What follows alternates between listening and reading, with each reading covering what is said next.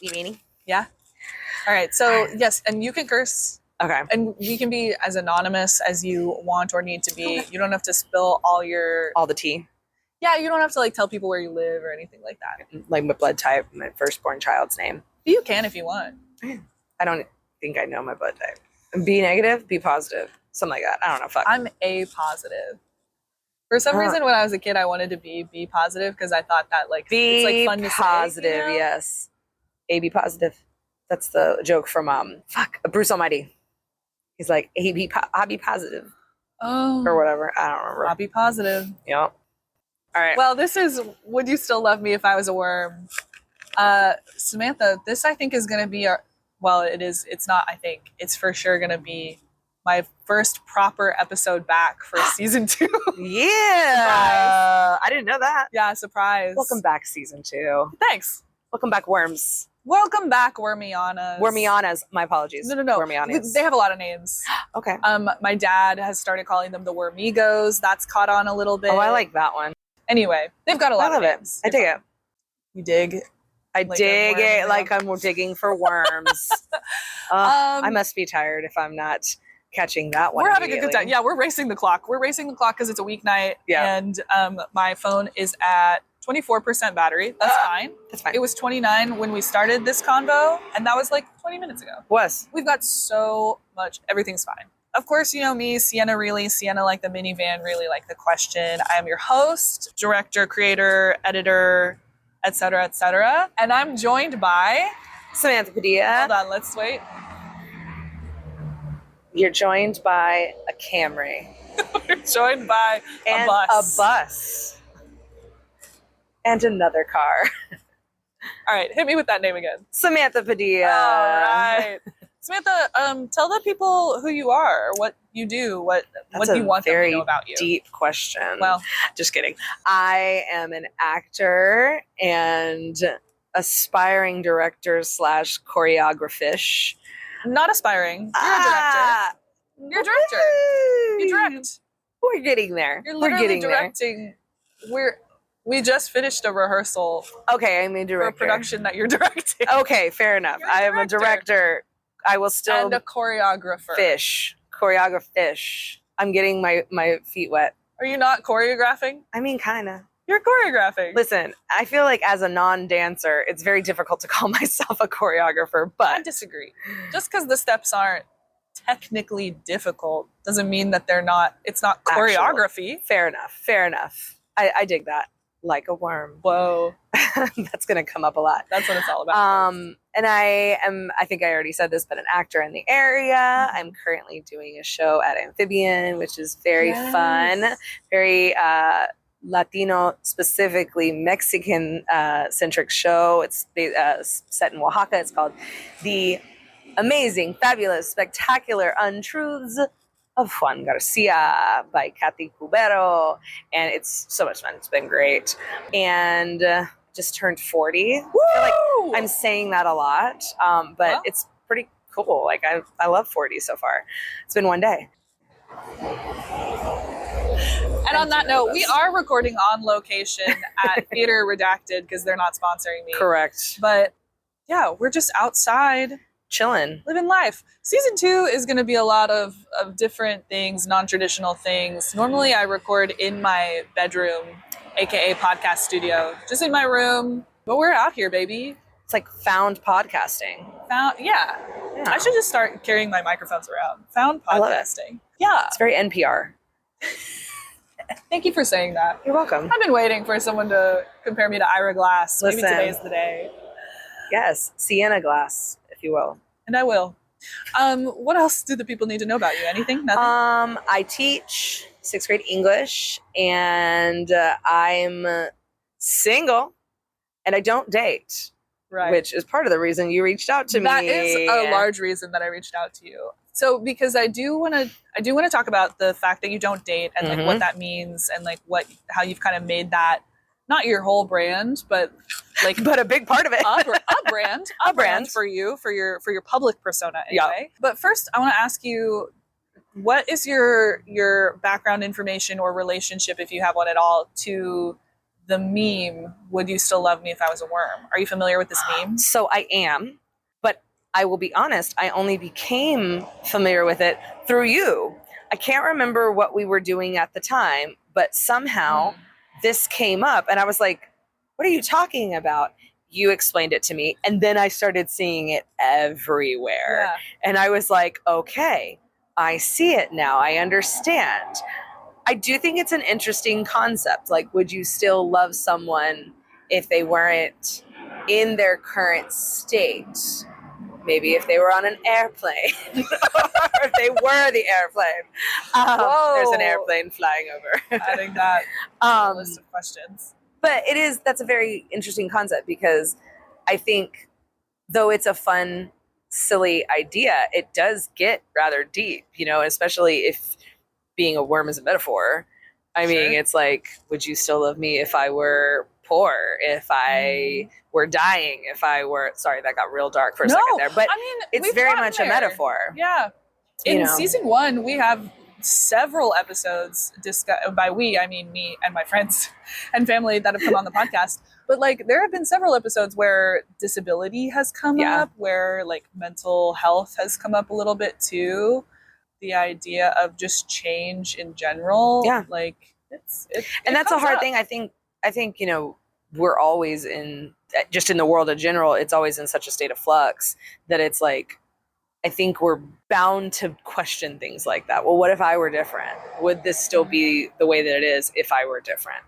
Whatever that may be. Maybe it's a relationship, maybe it's a job, maybe it's, friends even. But yeah, it's a very interesting concept. But yeah, I'd never heard of it. You mentioned your podcast. It might have been during Omen because I didn't have the podcast yet, but I was like dating. Or was it New Year's Eve?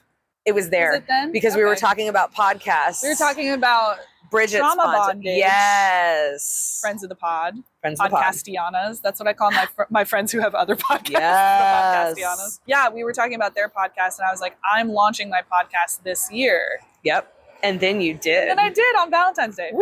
That was fun. Yeah, and you're not the first person to say that either. Not that I certainly did not coin the term or the meme. You boosted it though. I did boost it at least to my personal circle. Yeah. So it's a lot of, and everyone I've had on the podcast so far, with I guess one technical exception, has been like a close friend of mine or a family member. So circling back to the you don't date situation.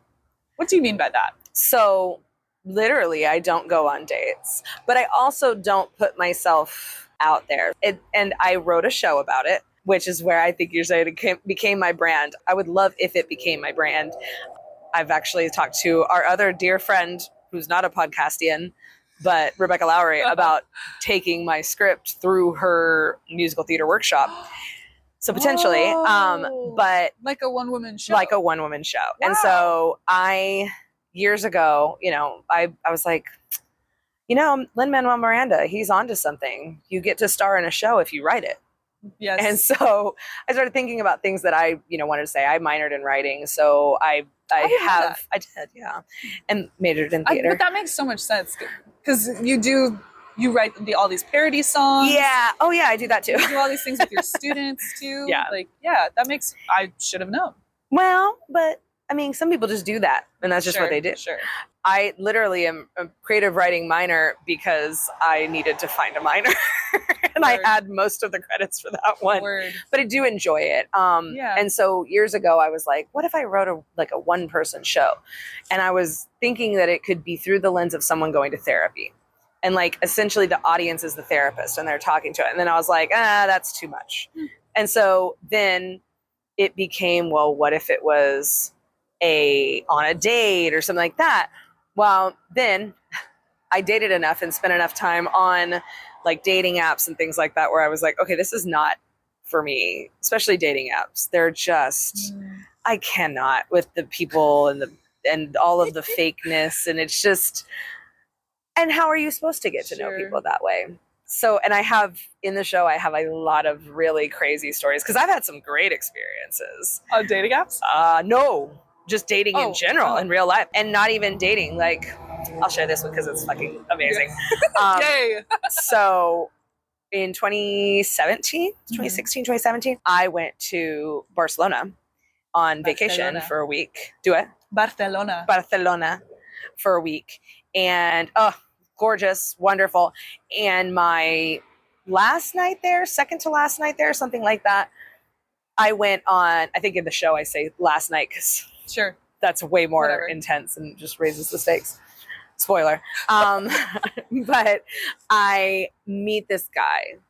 And Sienna, when I tell you, really hot? Please, he was the most beautiful man I've ever seen in real life. What? Like, do you want to give him a fake name, or can I give him a fake name? Sure. Let's see. Barcelona. His name has to be Javier. Is that a Spanish name, or is that more of a Latin name? That's a good question. I feel like we should know this. Oh, demerit on our Latino card. Dang it. Fuck. So fun fact, he was actually an American. Oh. Which was, I know, but it was still great. He can still be Javier. He can still be Javier. There it is. She's back. She's a writer. So last night I'm there. I go on this tapas tour. And we're going around Barcelona, having wine, eating good food. And this dude in our introduction area is standing, I'm standing here going, God, but that is just the most beautiful man I've ever seen in person. Is he on the tour with you? Yes. Okay. And so I kind of make my way over. I'm like, I'm just going to be over here. And our tour guide, who was this adorable Polish kid, he's like giving us things to talk about. So he's like, okay, now talk to the person who's next to you about what your go-to karaoke song is. And I'm like, oh, hi, how are you? My name's Samantha. To this hot guy. To this super hot guy. Javier, as it were. And I said, well, what's yours? He goes, Four Non-Blondes, what's up? And I was like, You're classic. Like me too. No, I didn't. I told him my real go-to karaoke song, which is I Will Always Love You by Whitney Houston. Oh. And then he goes, prove it. And I said, okay. And so I sang a little bit of it in the middle of a Spanish square. And he was like, whoa, you're really good. And I was like, thank you. You are. She is. Squirmies. I try. But then I'm looking for the video, the album. Anyway, he... from your. It is very important. It is very important that Sienna sees this picture, friends. Gotta see this hot guy because he's very, very hot. Everybody's gonna stalk you on Facebook and look through. I know. So we're walking around. We're doing these various, just kind of stopping and looking at things they're telling us about stuff. We get to this one square, and he starts singing "Unforgettable" by Nat King Cole. Is he good? It was fine. It was good enough. Okay. He was good enough. I'll take it. And he like offers me his hand, and we start dancing to him singing Unforgettable Romantic. In the middle of a Spanish square in Barcelona. I mean, if I died that moment, I found it. Wow. If I died that moment, I would have been happy. Okay. Now tell me. Moment of truth. He's really hot. He's really hot. I tell you, I thought I was in a Nora Ephron. Was I even close to his name? Let me see. Oh, I was not close. No, not even close. But he is. Did you ever? No. But you had that beautiful moment. Such a beautiful, I mean, literally thought I was in a rom-com.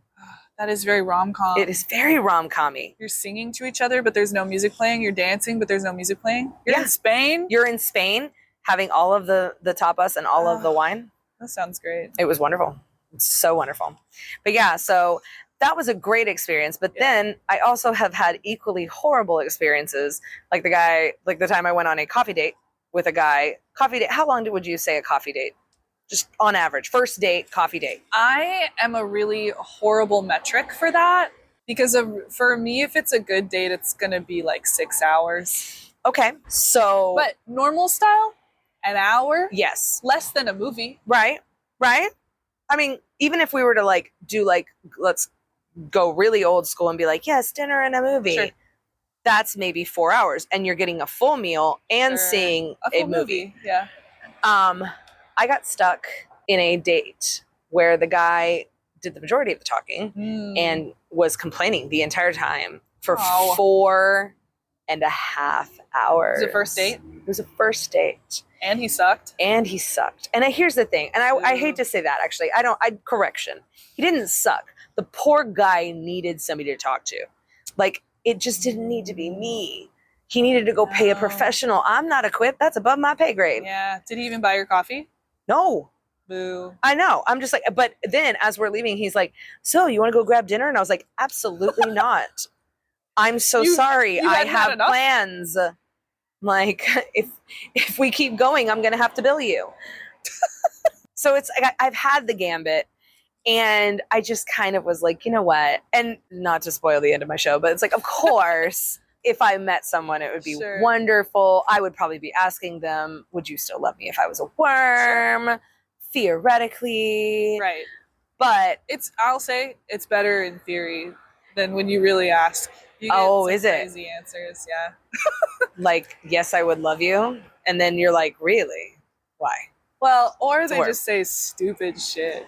Like what? That's why this whole podcast, like why I started this podcast, was because almost 2.5 years ago, when I first like entered the dating scene, mm-hmm. I somehow found myself in a situation, not somehow, okay, embarrassing, but somehow, unbeknownst to me, found myself in a situation where I was dating 4 identical white men. I asked those, one day, just got bored, and asked those 4 identical white men a version of, I didn't say love, but like, would you still date me if I was a worm? Would you still like me if I was a worm? Mm-hmm. Posted the results on my close friends story, and the rest is history. And then my friends started sending me memes. Oh my gosh. And then like a year later, I started a podcast. Yeah. I love it. So you can ask. But just don't have high expectations, rather. Don't have high expectations. Don't have any Maybe know the person very well so you can kind of predict their response. Maybe. That's maybe not even then. Yourself. Maybe not even then. It was kind of like ask stupid questions, get stupid answers. Fair enough. Yeah, that whole there are no stupid questions, that is a lie. Yeah. Yeah, and as we were talking about off pod, guys be saying stupid shit. Guys be saying stupid shit. And I don't really know why. Yeah. Hey, guys listening, I know you're a small portion of my audience, but guys, why do y'all talk so much? Well, and why do you not think about what you're talking? Why do you just say stuff? No fear of consequences. Nope. Or how it will affect another person. No.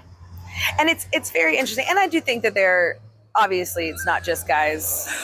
Totally. You know, family members, guys, friends. Gender neutral even. It's gender neutral, exactly. Ladies, ladies, and gentlethems. Yeah. And of course men. Why do y'all talk so much? Why do we say things that we don't think about how that's going to affect the people around us? And yeah, I mean, some things don't need to be said. You know, you just keep that to yourself. Write it in your journal. Write it in. Be like Doug Funny, dear journal, and then put it in there. Tell it to your therapist. Tell it to. I am a big advocate of therapy. I'm telling you, that guy on the 4-hour date. Right. I really hope he found a great therapist because he needed it. Yeah. Bad. Yeah. Keep it to yourself. Yeah. This episode, by the way, sponsored by BetterHelp. Sponsored by BetterHelp. Use code WORMPOD to get 0% off a BetterHelp subscription. I'm not sponsored by BetterHelp, but they have been brought up a couple of times. Better help. Anything's better than nothing. Literally. And I love my friends. I love getting to talk to my friends, but sometimes they just hype you back up and they're on your side and they can't give you the perspective you need. Yeah. To not say the things that you maybe don't need to say. Or do things that you maybe don't need to do. You know what, though? I'm very much guilty of doing the things that I don't need to do. Sometimes I do too much. Yeah. But that's where the one-woman show came in. I was like, let's just talk about all the crazy and just put it all out there. Yeah. I did have 3 offers for dates after that. And I was like, oh. It never panned out, which... whatever, it's fine. I mean, like, honestly, I'm like, it's really fine. We'll talk about that off the pod. Yeah, it's quite fine. For me, with the no dating thing, it's like, dating can be very exhausting, especially in the early stages of like being on the apps or just going out in general. Yeah. You know, you gotta get dressed up. I would much rather on a first date kind of already know the person. That'd be grand. And just go do something stupid where I can wear like jeans and a t-shirt or, you know, just not have to dress up.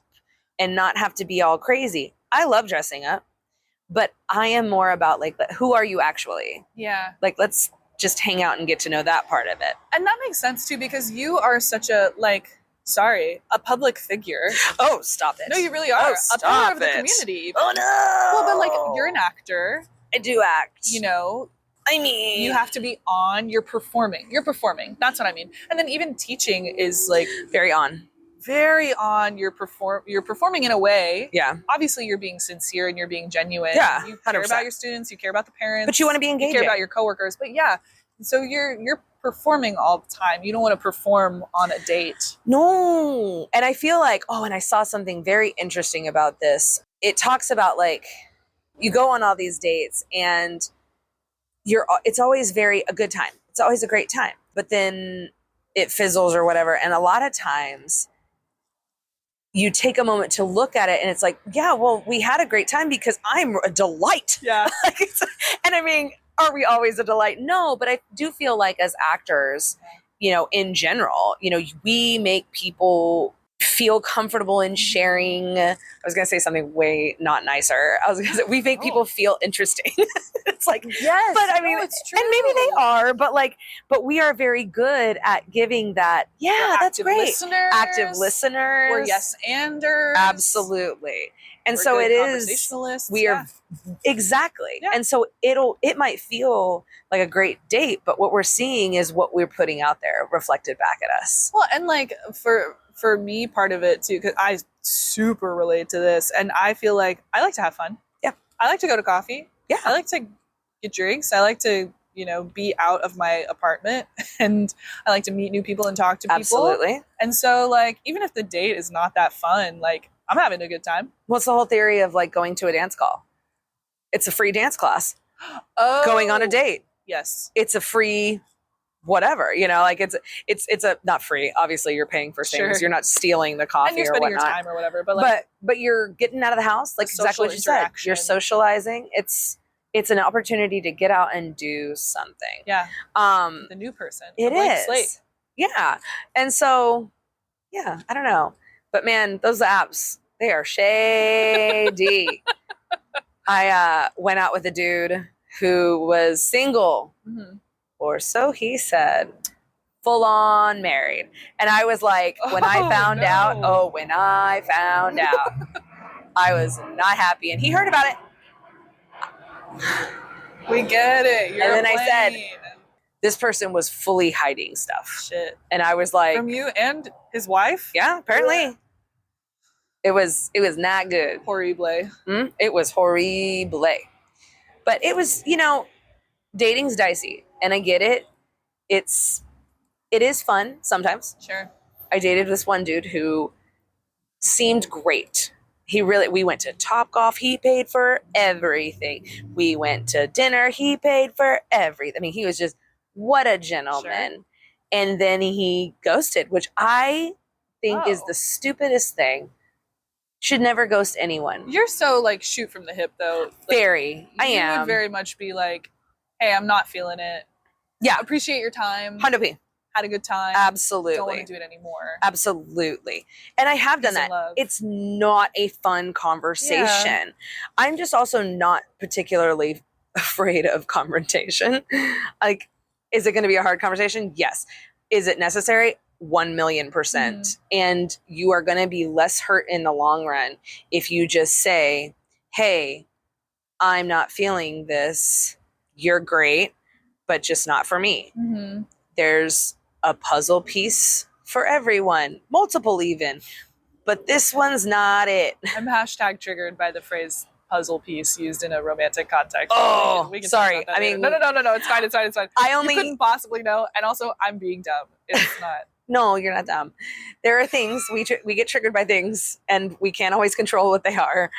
But I will say I use that one because, frankly, the Marianne Galloway, who I adore, who's just a phenomenal local just powerhouse, local serious celebrity. Talking about me being no, a pillar of the community. I'm not a pillar of the community. Marianne Galloway is a pillar of the community. I love her. I had a conversation with her, and she once said, when you're directing a show, and I think there are several people who have said this, but she was one that I talked to. She was like, when you're directing a show, you are trying to build a puzzle. Yes. And you are given the pieces of this puzzle in the audition room.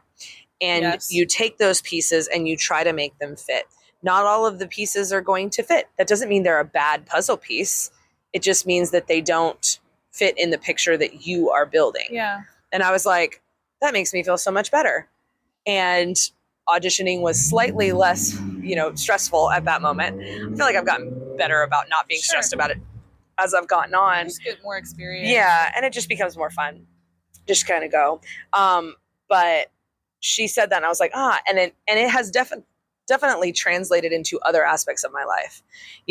Whether it's friends, literally friends, or whether it's romantic partners, things like that. It's just sometimes it just doesn't work out. And it is a lot more kind to tell the person straight up, hey, you're great, but I really just am not interested. Sure. I don't feel it anymore, or I don't feel it at all.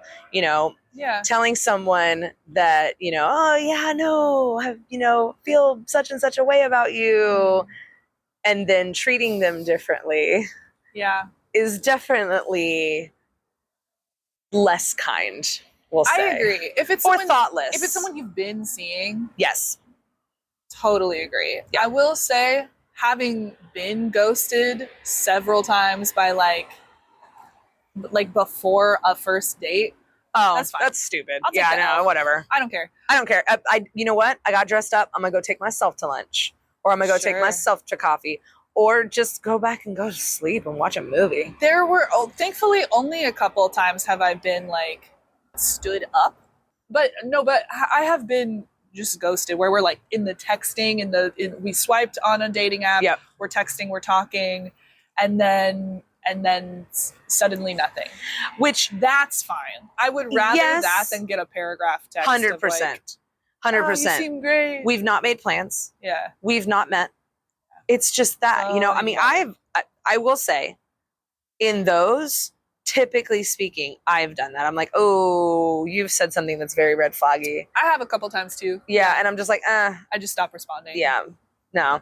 And then, or I unmatch, frankly, in the past when I was on them. I will say those, it does get exhausting though. Again, it's like, okay, well now we're going to start all over again with the next person. Like, it's just, it's not, for me personally, that's not enjoyable. I would rather get to know somebody organically and then, see where it goes. Sure. But in this day and age, in this economy, how does anybody do that? Like, meeting people organically is less common. Yeah, it's harder. Mm-hmm. You have to work really hard at it. You really do. Dating apps are just right there. Yeah. But, I also there are times where when I've done the dating apps, it was like, I would go off of them for a while and I would hop back on and I'd be like, oh my God, you're still here? Like, please, somebody scoop this person up. Either that or it's a bot. And I'm just like, ugh. Oh, sure. Yeah. Yeah. But it's they're hot, but there's like a reason. There's a reason why they're single. Yeah. And I'm just like, okay. Sometimes I worry that I'm that person. That I'm the hot person that's like, no. something fundamentally wrong with me. This is going to sound real bad. I'm just letting you know. Okay, I'm ready. I don't feel like it's the same way with women. Yeah. It probably can be. If I'm generalizing, sure. I don't feel like it's the same way for women. Mm-hmm. Have you ever seen Something's Gotta Give? That's so sexist, and I'm so sorry we're maniacs. No, here's the tea, is that as far as like gender norms goes, so even it goes back to the meme of the would you still love me if I was a worm? There's always the inquisitive worm girlfriend and the exasperated human boyfriend. Exactly. So there's every couple, every pairing is a worm GF and a human BF. Yep. Gender and it might be terms. Yeah. In this, have you ever seen Something's Gotta Give with Diane Keaton and Jack Nicholson and Keanu Reeves and Amanda Peet, I think is who the other person is. Great rom-com, very Nora Ephron, like esque. Anyway, older woman, Diane Keaton, single. She's been divorced forever, and I feel like Diane Keaton has been an older woman in a movie her whole life. But so it was like but has had a great career and very long career. She, in this movie, writes plays, does cooking classes, speaks multiple languages. Like, she's a very interesting person because she's had all of this time to do these things because she hasn't been preoccupied with finding a relationship or being in a relationship or whatever. Well, at one point, her daughter starts dating Jack Nicholson, who is her age. Oh, right. Maybe even slightly older than her. Sure, probably. And then he comes to the house at one point and hilarity ensues. Well, then they sit down to dinner and they start talking about so her sister is like a women's studies professor. Right. And they start talking about the interesting, like, difference, probably a way more eloquent word, like juxtaposition or some paradox, whatever, of having, two single people of a certain age and how they are viewed and how the man is the, bachelor and things like that. But the woman is a spinster, is a this, is a that.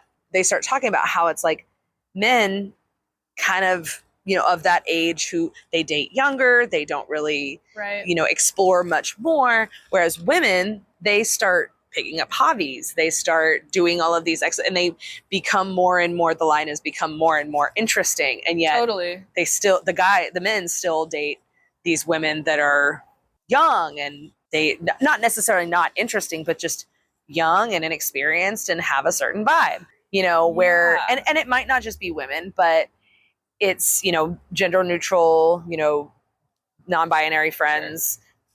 Even some men. Inquisitive worm GFs of a certain age are becoming more interesting. They're becoming more interesting. And the exasperated human BFs of a certain age are doing the same thing that they were doing when they were 15 years ago. 20s. Yep. Yeah. Wow. 20 years ago, if you're me. Sure. In my 20s. 20 years ago. I don't know. Actually, 10 years, 15, 11 years ago, whatever.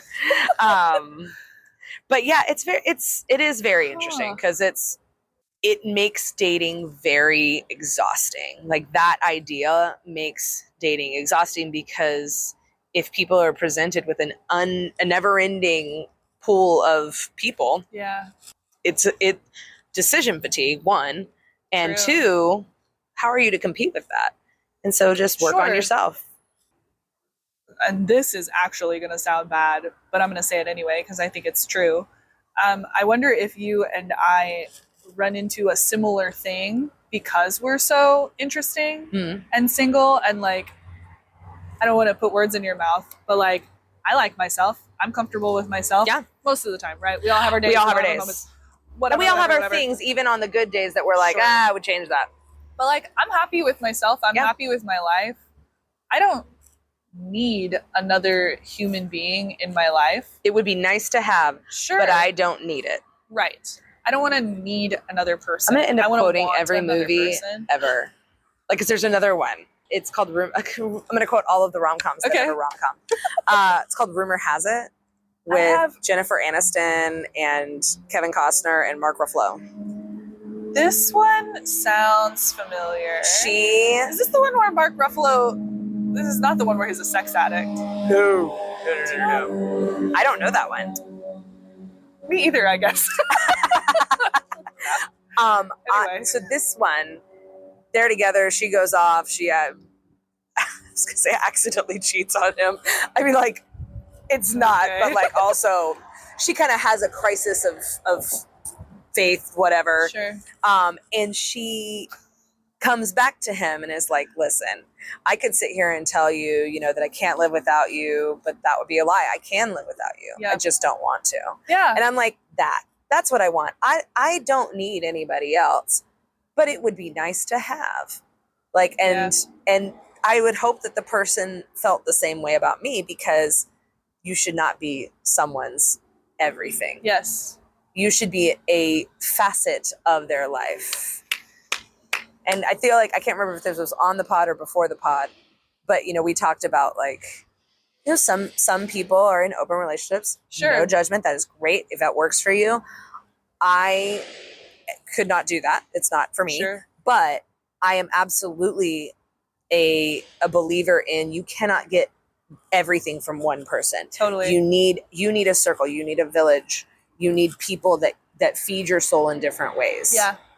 You can't be everything for one person. And one other person shouldn't be everything for you. I think exactly. That was a really hard lesson for me to learn in my big relationship and after. But like, truthfully, when I got to the point where I like was ready to stop being so codependent, and I started realizing like, oh, I actually like can live without this person, and I don't want to, and I want to do everything that I can to make this relationship better because we both deserve it.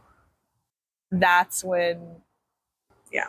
And that's now looking back, like I'm so grateful for that because like it needed to end. Yeah. Yeah, that's been such a huge lesson for me to learn, and that has taken me a long time to learn and relearn and relearn.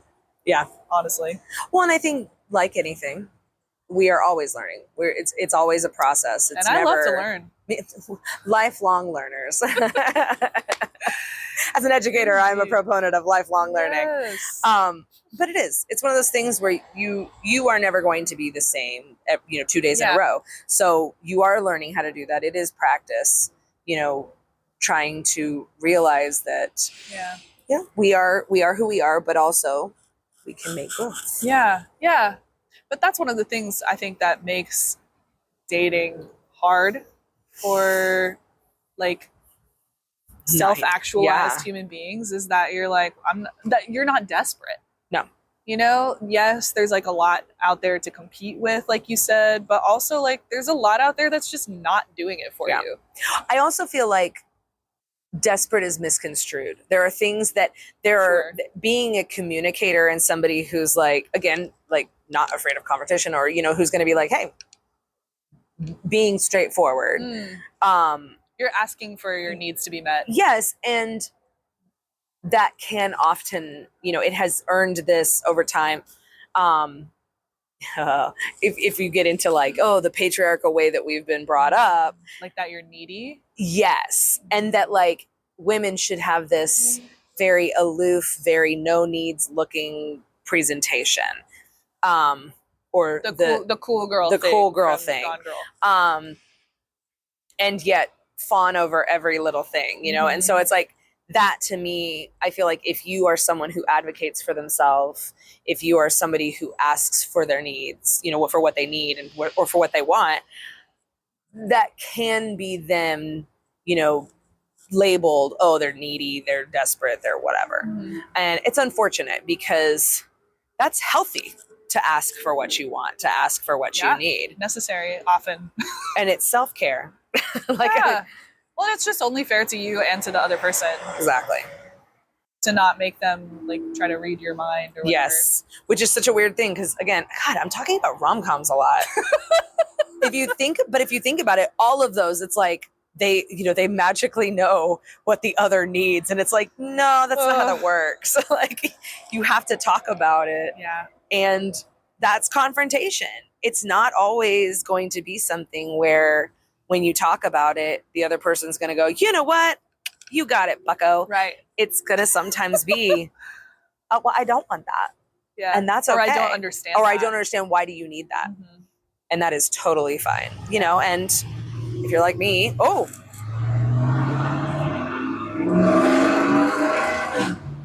okay. Once again, the ambient noise, a little more than ambient on that one, but super ambient.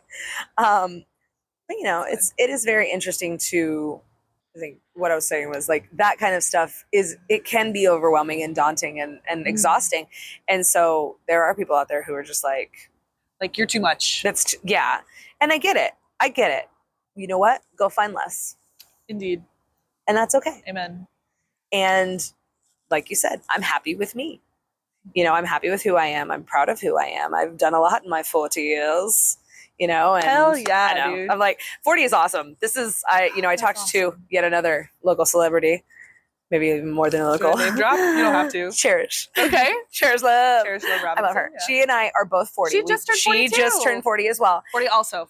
As well, yes. I don't wanna add years. Not 42, not TWO, TOO. Right.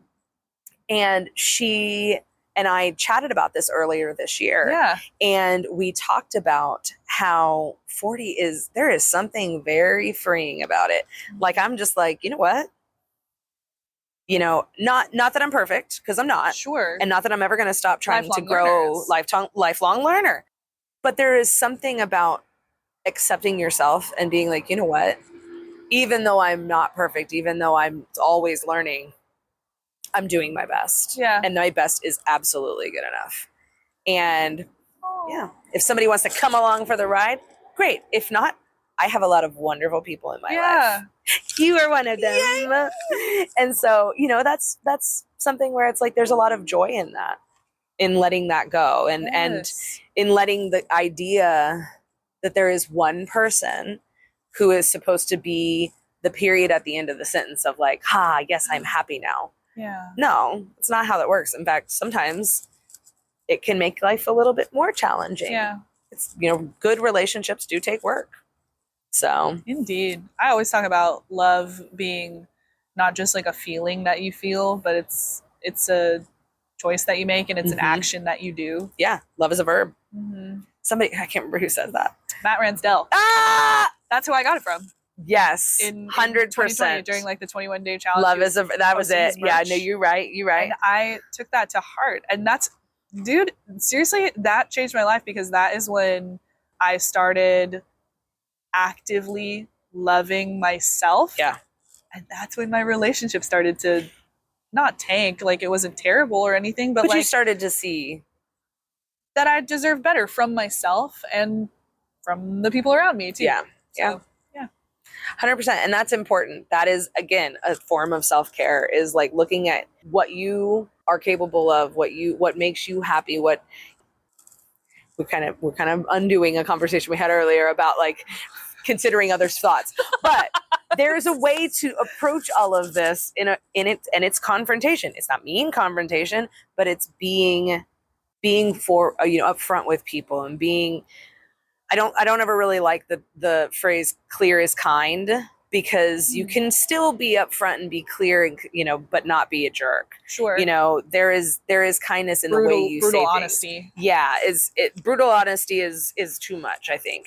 There's a way to put things, especially with love, and especially with, people who are close to you that, maybe you don't want to be around that person anymore. They're not good for your mental health. Maybe it's not that they're doing any particular thing, but they trigger you, or their habits aren't in line with what you want for your life. Yes. Or even just like the circumstances exactly around like how they live their life, or not how they live their life, but like their lifestyle and your lifestyle. Yeah. Like, I was maybe almost kind of dating a bartender for a little bit. Yeah.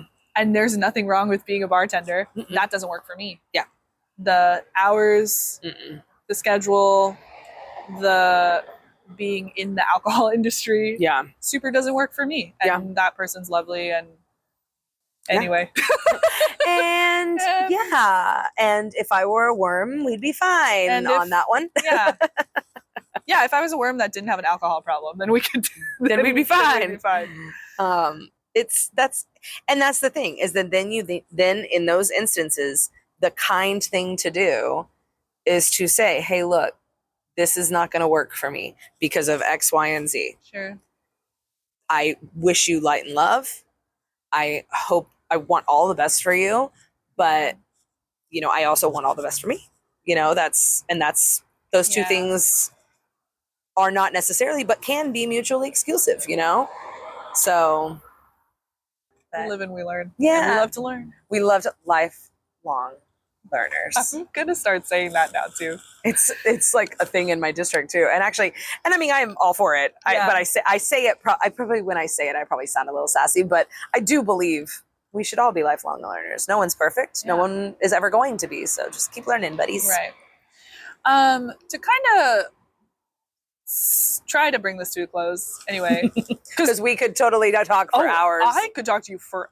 ever. Yay. It is a school night and it's getting late and my Yes. phone will die. Also that. Point of clarification, Sure. just in general. So you don't date. I You don't. would date I would date. a friend. Probably. Like, I feel like, I don't know that it necessarily has to be like, oh, a friend and we've been friends forever, but like meeting in an organic way where it's like, hey, I actually like you. Like, you're a cool person. Mm-hmm. I enjoy being around you. Let me get to know you Let me in a get different to context. Exactly. Okay. Friend would absolutely be cool. Sure. Like, that's totally fine. I am one of those people where there's like, the attraction has to be there, and I feel like everybody is to an extent. Yeah. That does fade though, doesn't it? I mean, we all get old. Who are you asking? I don't know. Who are you talking to? That the does guy, fade though, I'm like, doesn't it? God. Gesturing to Gestures to the church across the street. Asking God, doesn't it? Jesus. It does. Yes. Sorry. Jesus. Yes. You know, people who are older do talk about that. You know, it's like, hey, your physical looks fade. Now, totally. somebody might still be just muy guapo at, 70 if they're married, to their childhood sweetheart and they've been together forever, or, maybe newly meeting at 70. I don't know, but like, there's got to be something there initially, I think. Yeah, totally. Little sparky spark. Little barky bark. But in the funky bunch. Sparky Spark and the funky bunch. Sparky Spark and the barky bunch. Whoa. Because it's a dog's name, Sparky. Oh. I don't know. Whatever. Sure. We're getting punchy. Yeah. But I think that is the best way. And I think that friendship is the best foundation for a relationship, because ultimately I'm not crazy about people being like, oh, they're my best friend. I mean, it should be, right? Yeah. It's the person that you're spending your life with, your most time with. Yeah. But again, it's like, my best friend, best friend firstly is a tier for me. Like, I have more than one best friend. It's not, as well. Yeah. I mean, like, I have several people who are like in my innermost circle that I'm like, I know it could be 3:00 in the morning and I could call you and you would come help me on the side of the road when my car broke down or whatever. But yeah, I think that that's the thing, is that I don't date. I would date, but I like my life. I like who I am. I like, I love performing. I love getting to work with insanely talented people like yourself, oh my God. And the directing part of it is starting to get cooler and cooler, because it's like, oh, I got an opportunity to do this. Yeah. And, it started with kids and I was like, God, they're talented. I love this. This is cool. But liking your life and liking yourself and, loving yourself, loving your life. Yeah. Is huge. And if somebody is value added to that, great. And if they're not, well, then maybe they don't need to be in it, And I think that is maybe kind of the heart of the worm question, honestly, is like, I would still love you and want you in my life, even if you were a worm, because I want you in my life. Yeah, because you add something. Yes. You bring out the best in me, or you make me question things that, and look at things in a way that I would have never. Yeah. Absolutely. We learn from each other. We grow with each other. Lifelong learner. Lifelong learner. Lifelong wormer. Lifelong wormer learner. We did it. We did it. That's it. That's the one. Oh, man. Okay. So any parting thoughts? Would you like the people to follow you on any social media? Sure. I've got it all on lockdown because I'm a teacher, but do it. Let's see. I'm on the Facebook. Public that you want? No. Oh, my YouTube channel for my, okay. It is the school parodies. I should probably make a second one and put my pandemic parodies on there. But it's Ms. Padilla, MS Padilla. Okay.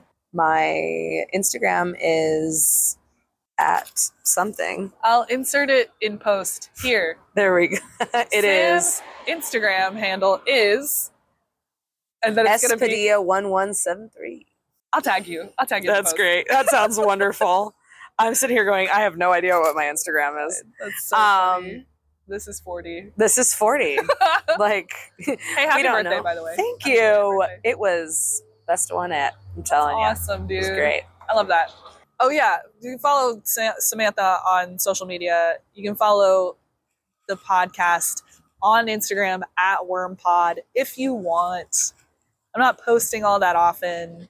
but it's kind of fun. I post memes. We love a good wormy meme. I share content from the Podcastiana friends, people with other podcasts. You can listen on all the things that you're already listening on. I don't know why I say this on the podcast while you're actively listening to the podcast. It's like when you go to the theater and they're like promoting the theater. Well, because they want people to keep listening or keep watching. Keep listening. Don't watch. I don't have videos. Okay. Good night. Bye. Bye.